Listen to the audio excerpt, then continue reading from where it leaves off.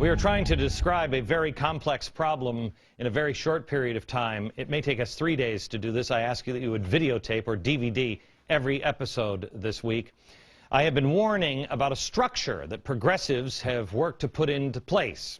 The health care bill, cap and trade, the stimulus bill, thousands and thousands of pages that nobody has seemed to have read. We exposed this structure layer by layer until we finally got to the same guy over and over again, George Soros. Now, I just showed you how he collapsed regimes internationally, and now he's aiming at America. Soros has been calling for globalization for decades, saying, quote, to stabilize and regulate a truly global economy, we need some global system of political decision-making. In short, we need a global society to support our global economy. Interestingly, the greatest opposition to this idea is coming from the United States. With the right sense of leadership and with a clarity of purpose, the U.S. and its allies could help stabilize the global economic system. The opportunity is waiting to be grasped. So he knows better. You just don't understand. Do you see the arrogance? Soros's goal for achieving globalization is done through organizations, puppet organizations, and he remains in the shadow. He's able to pull the strings because he's the money that animates each of these puppets. According to Shadow Party author Richard Poe, he wrote, through his global web of open society institutes and open society foundations, Soros has spent 25 years recruiting, training, indoctrinating, and installing a network of loyal operatives in 50 countries, placing them in positions of influence and in power in media, government, finance, and academia. Does any of this sound familiar? This formula of infiltrating the system is always the same with Soros. It's the one he always uses. So I'm not asking you to believe me on conjecture. I'm asking you to learn the history of George Soros. His method is to create a shadow party, form a shadow government every time, and then you'll be one step closer to one world government and taking power. A shadow party is not a political party. It is not, at least not in a tangible sense. It works outside the normal electoral system. In 2000, Soros funded 1/3 of the shadow conventions. Do you even remember these? They were run by Arianna Huffington, the president's favorite source of news. And one of the lead organizers next to her was Jim Wallace, one of the guys who is campaigning against this program, surprise, surprise. The idea was to parallel the Democratic and Republican conventions, the shadow convention. Huffington said at the time, the message of the shadow conventions was, quote, not left or right, and the answers to these issues are not going to be found in the old ideas of the past. Clearly, the Great Society solution of top-down programs has failed. Top-down programs. Instead, the answers could be found in the raw power, quoting, of government appropriations. Wow. But it was the next election cycle that truly launched the shadow party. In 2004, when Soros didn't mince words, he stated, quote, this is not a normal election. These are not normal times. And, quote, I do not accept the rules imposed by others. If I did, I would not be alive today. And in periods of regime change, normal rules do not apply. One needs to adjust one's behavior to the changing circumstances. By the 2004 election cycle, Soros's shadow party had shaped the Democratic message. Under Soros, the guidance of the shadow party infrastructure had assumed the coherent shape by early 2004. There were 7 extensively independent non-profit groups, which included MoveOn.org, that would help the Democrats. Really. Soros surrounds himself by radicals and revolutionaries. Let me go back to what I told you at the beginning.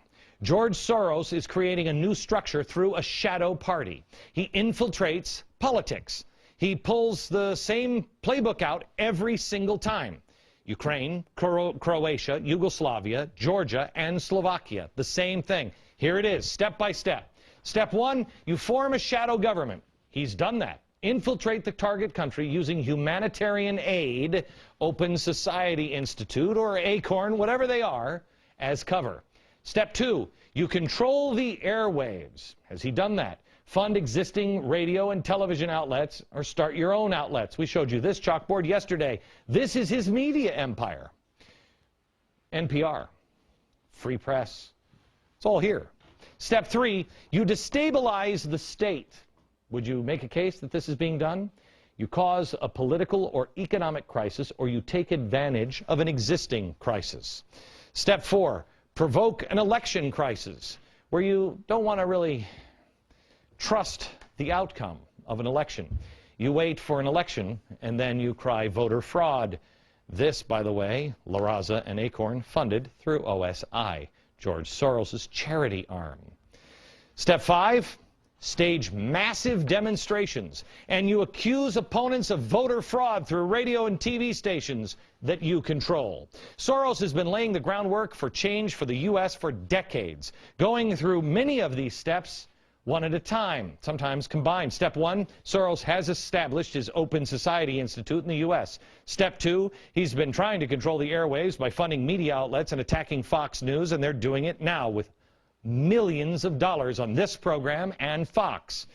Step 3, Soros supports massive government spending, which will worsen our deficit crisis, destabilize the state. This is a man who lives above the law. This is a man who is not exactly humble. In fact, he fancies himself somewhat of a god. In his own words, next.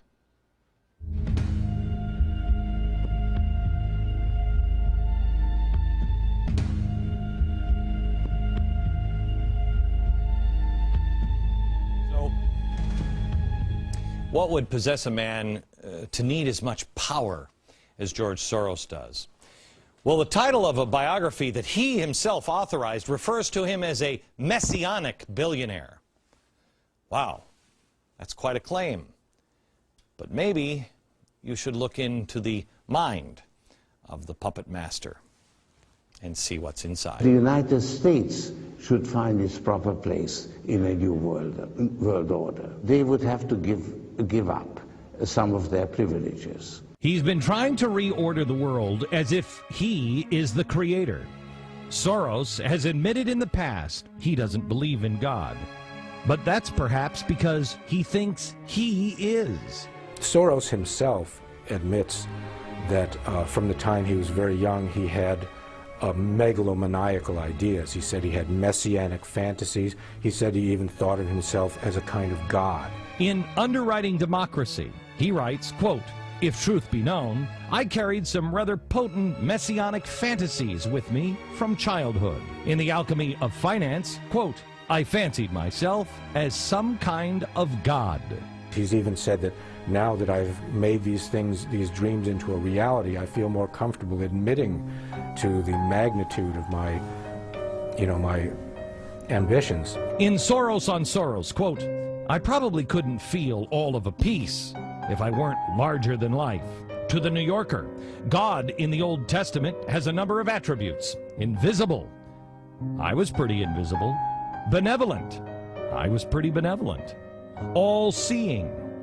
I tried to be all-seeing. End quote. Soros goes further in that he has said that he wants to be the conscience of the world. He was quoted by his biographer, Kaufman. Yes, I did say that, and actually I stand by it. I think the world very much needs a conscience. I want my foundation network to be the conscience of the world.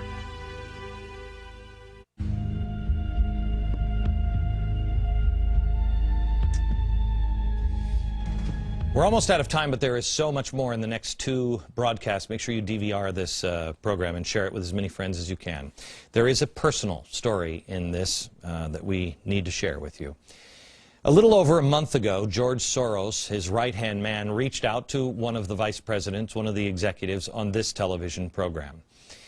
He requested a meeting in public between the two of them. The executive accepted Mr. Soros' invitation. The meeting began with the Soros guy saying that this program, and me in particular, was corroding the very foundation of America and instigating violence to boot. And that was just while they were waiting to be seated at the restaurant. When that wild opening salvo failed to prompt anything more than a calm rebuttal from my executive, the Soros executive then shifted gears, explaining that we were hurting their business, even hurting Mr. Soros himself. Then he went on to talk about a vast right-wing conspiracy headed by this show or Fox News, targeting his boss because of his support for the Democratic candidates or maybe his position on legalizing drugs. I have no idea.